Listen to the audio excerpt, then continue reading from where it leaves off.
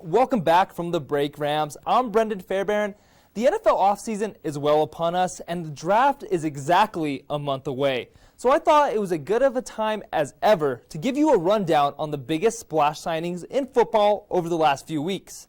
A lot of big-name players found new homes and cashed in big this offseason, but fans have to be asking themselves, which teams found that missing piece to their puzzle to help them become contenders? Here are my top 5 free agent signings, starting off with the defending world champs, the Tampa Bay Buccaneers, who re-signed top pass rusher and CSU legend Shaquille Barrett to a huge 4-year, $68 million deal after spending the 2020 on the franchise tag.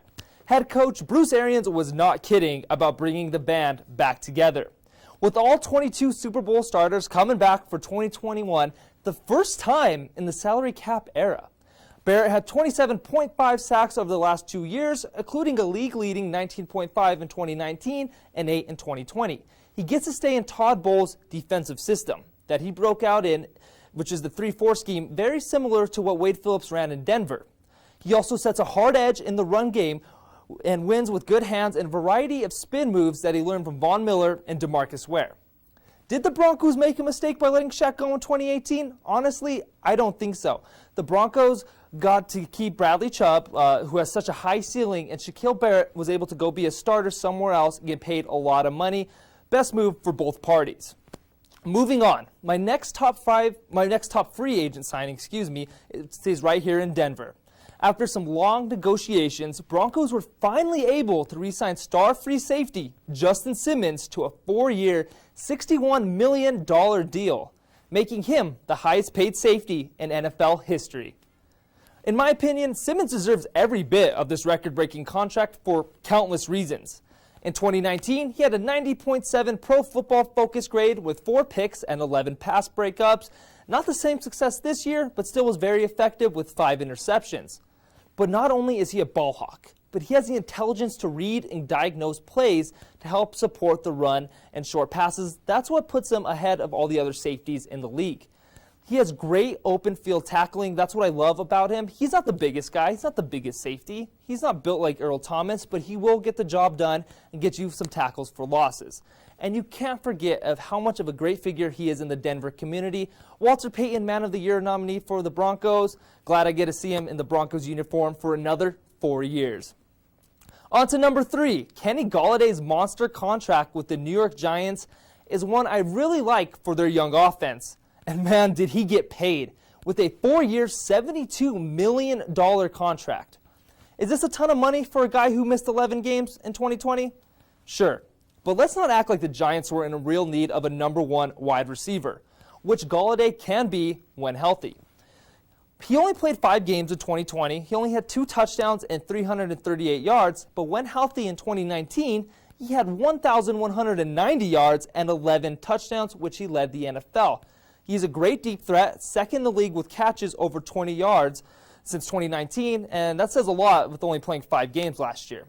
He's very physical with speed and can catch those contested balls. He's not built like Julio Jones or A.J. Green, but he can catch those 50-50 balls. That's what makes him a true number 1 wide receiver. He's a good pair to piece with Daniel Jones and their young offense that consists of Evan Ingram, Saquon Barkley, and Sterling Shepard. I am very excited to see what the New York Giants do moving forward.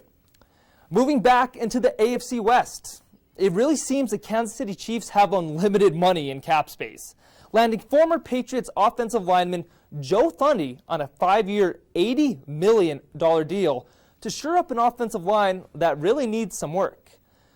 Fundy, very consistent player, never missed a game in his 5-year career. Also had 88% pass blocking grade, which is 3rd for O-lineman since 2019. He gets better and better each year. This is a big need for the Kansas City Chiefs, especially watching Patrick Mahomes run for his life in the Super Bowl and only putting up 9 points. And it's also good to note the Chiefs also lost both starting tackles, Eric Fisher, former first-round pick, and Mitchell Schwartz. The good thing about Fundy is he's very versatile. You can move him to tackle if need be. He played tackle in college, so the Chiefs got a steal here, landing one of the best versatile linemen in the NFL. And last, but definitely not least, we head to the NFC West, where future Hall of Fame pass rusher J.J. Watt signed with the Arizona Cardinals for a 2-year, $28 million deal.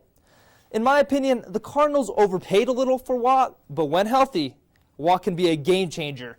But we all know how much he struggles with injuries, plus he's well past his prime at age 32. He's had some decline, but still had an 85.5 overall grade via Pro Football Focus and ranked 7th among edge defenders in 2020. He fits very well within their system, and especially well with Chandler Jones, could easily be one of the best pass rushing duos outside of Von Miller and Bradley Chubb, of course. They also have Budda Baker, Isaiah Simmons, and Jordan Hicks. This defense is going to be absolutely lethal, especially with their pass rush, and the Cardinals know they need that. They're in a division that consists of Matthew Stafford, that could pick you apart from the pocket, Russell Wilson, and now possibly Zach Wilson or Justin Fields, due to the Niners trading to that number 3 spot from the Miami Dolphins.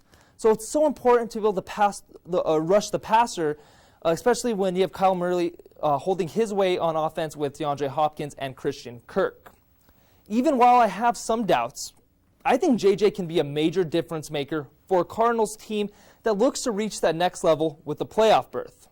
But man, am I fired up to see what all these veteran players bring to their new or old homes who end up being worth these massive deals.